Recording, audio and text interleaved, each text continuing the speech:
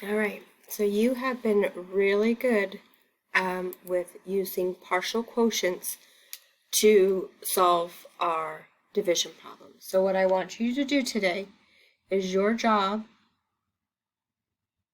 is to do 324 divided by 2.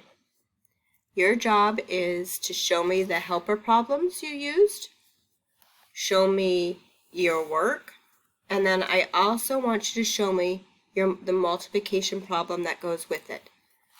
So your job is to write the helper facts,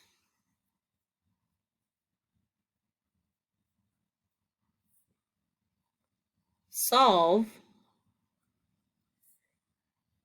and then show me the multiplication problem.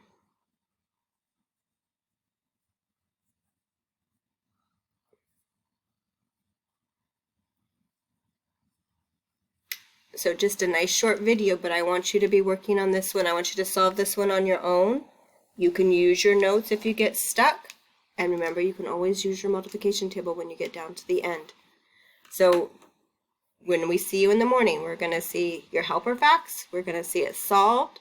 We're going to see the multiplication problem that matches with your division problem.